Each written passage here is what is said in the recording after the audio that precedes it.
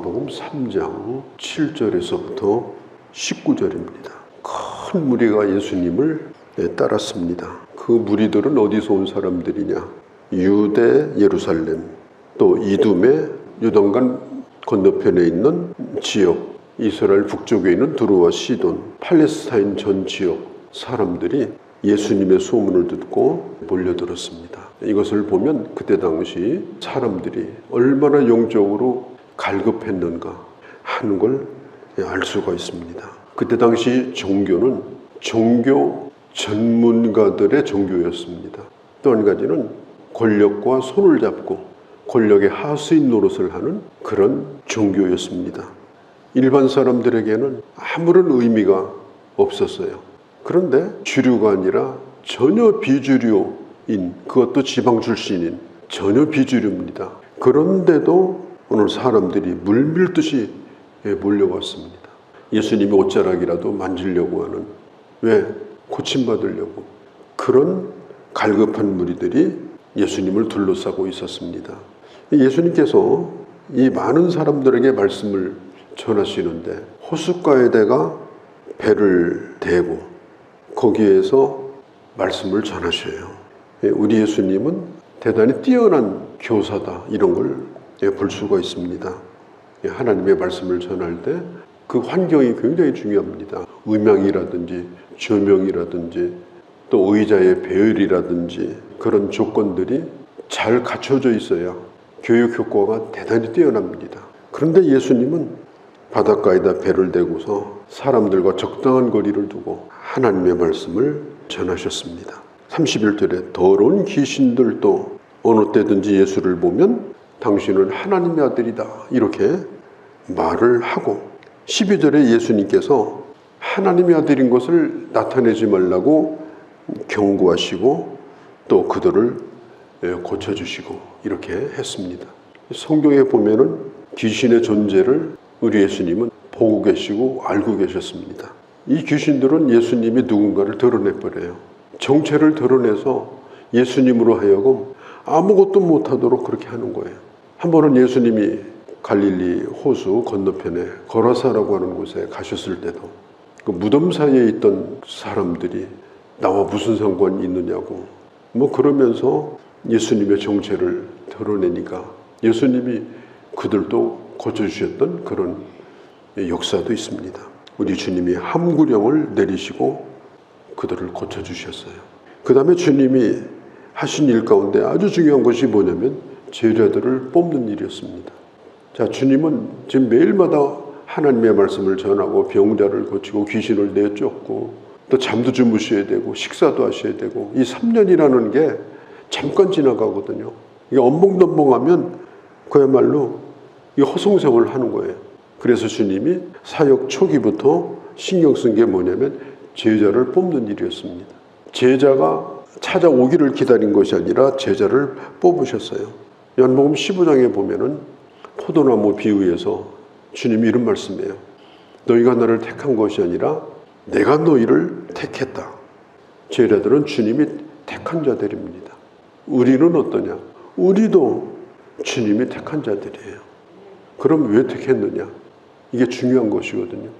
보내기 위해서 택한 것입니다. 끝까지 품고 계시려고 택한 것이 아니라 3년 동안 훈련을 시켜가지고 보내려고. 목적은 위임해서 파송하는 것이 목적이에요. 그래서 이제 우리가 사도라고 하는 말도 보낸 받은 자다, 그런 뜻입니다. 우리 예수 믿는 사람은 제자고 우리는 사도의 사도성을 물려받은, 오늘 이 시대의 사도로 살아가는 사람들이 오늘 그리스도인들이에요. 우리는 주님으로부터 뽑힘을 받은 것뿐 아니라 주님으로부터 우리는 이 세상에 보냄을 받은 자로 우리는 살아가는 자다. 현장이 대단히 힘듭니다. 그래서 마태복음 10장에서 우리 주님의 제자들을 보내면서 이렇게 말씀했어요.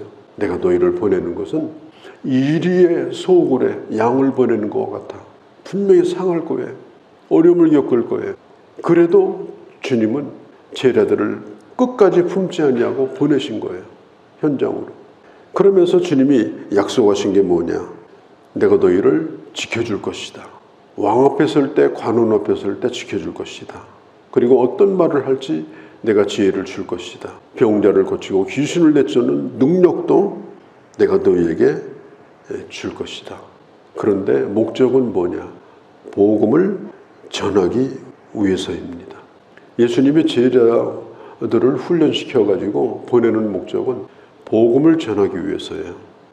제자 훈련이 목적이 아니고 나가서 복음을 전하여 열매를 맺는 자로 살라고 우리를 제자로 삼으신 거예요.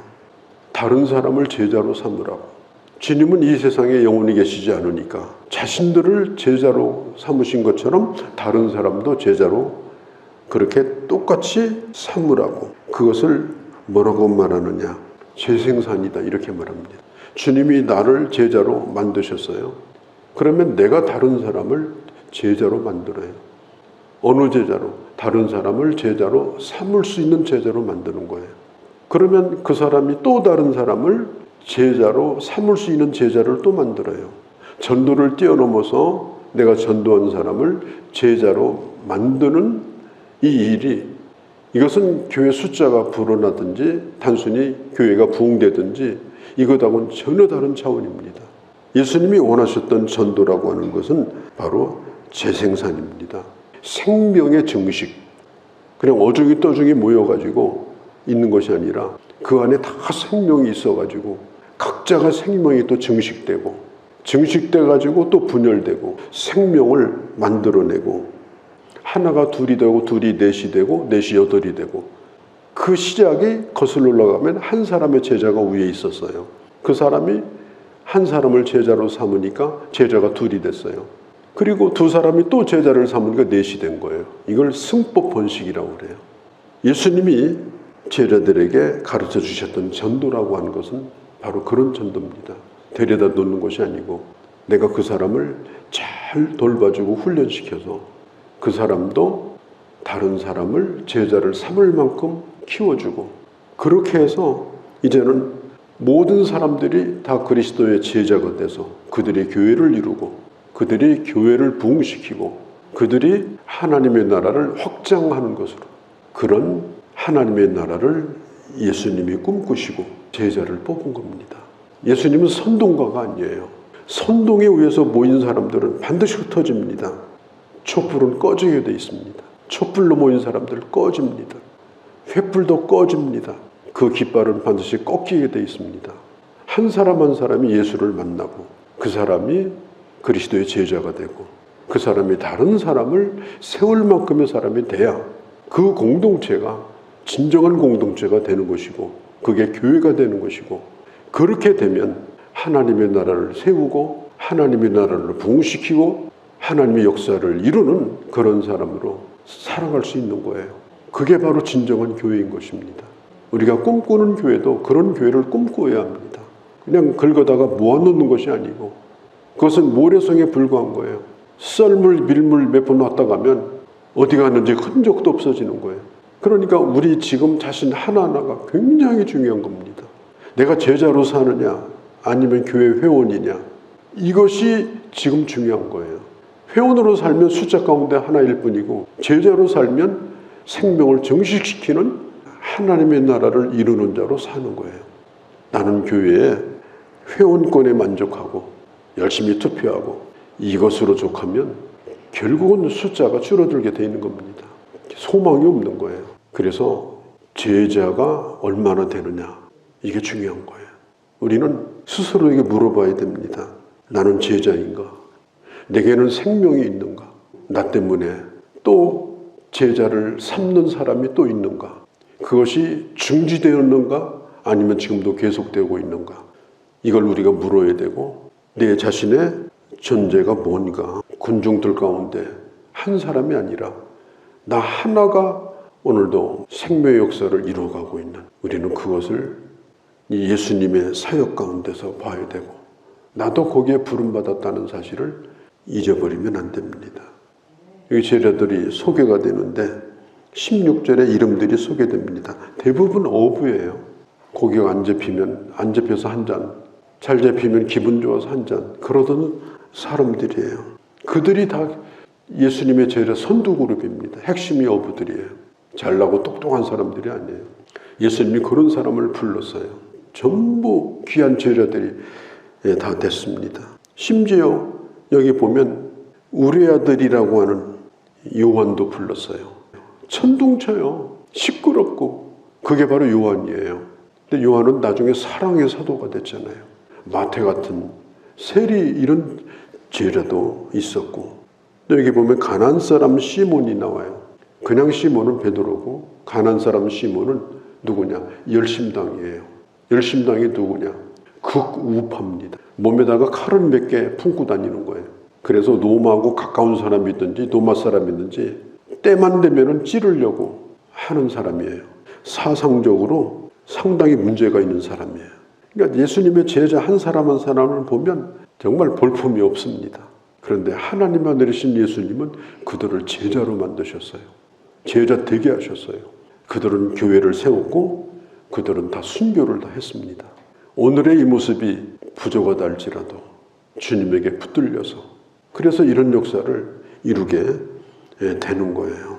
숫자에 들어가는 사람이 아니라 예수 그리스도의 제자로 생명 역사를 일으켜 나가는 승법 번식이 엄청나게 나로 말미암아 출발되어지고 계속되어지는 아무리 어려운 시대일지라도 하나님의 역사가 중단되지 아니하는 것은 숫자에 들어간 사람으로는 결국은 안 됩니다. 교회가 어렵습니다. 제자가 있어야 이 시대가 소망이 있고 교회가 소망이 있고 하나님 나라는 확장될 수가 있습니다. 이대로 살다가 나이 먹어 끝날 것인가? 아니면 제자로 살다 갈 것인가?